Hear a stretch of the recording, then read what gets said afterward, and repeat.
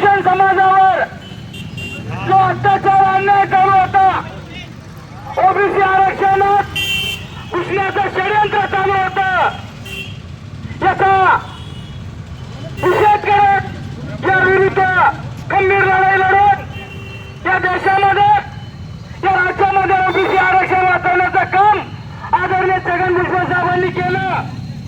त्यांच्या या लढाईला यश या राज्यामध्ये महायुतीचं सरकार स्थापन झालं.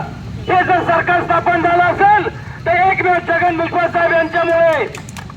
परंतु काल जो मंत्रिमंडळाचा विस्तार झाला यामध्ये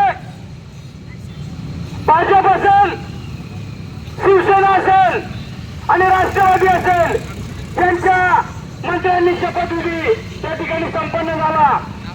परंतु अजितदादा पवार राष्ट्रवादी काँग्रेस पक्षाचे राष्ट्रीय नेते यांनी छगन भुजबळ साहेब यांना डावलण्याचं काम त्या ठिकाणी केलं. याचा निषेध मातृत्व शिंदेकर राजाच्या वतीने या ठिकाणी ओबीसी बांधव बहुजन बांधवाच्या वतीने करण्यात येतो. सत्तेत आणण्याचं काम छगन भुजबळ साहेबांनी केलं आणि सत्तेतून भुजबळ साहेबांना काढण्याचं काम अजितदादा पवार यांनी केलं. याचा आम्ही जाहीर निषेध करतो. पुण्याला जिल्ह्यामध्ये एकमेव जागा अजितदादा पवारची होती, तिला निवडून आणण्याचं छगन भुजबळ साहेब यांच्या माध्यमातून अजितदादा पवारची इज्जत ही छगन भुजबळ साहेबांनी राखली आणि ओबीसीची इज्जत राज्यातून काढण्याचं काम अजितदादा पवार यांनी केलं. मी या अजितदादा पवारचा जाहीर निषेध करतो.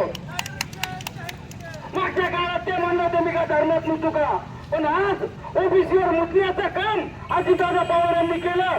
मी आता जाहीर निषेध या ठिकाणी करतो. जाहीर निषेध, जाहीर निषेध. भुजबळ साहेब तुम आगे बढ़ो, भुजबळ साहेब तुम आगे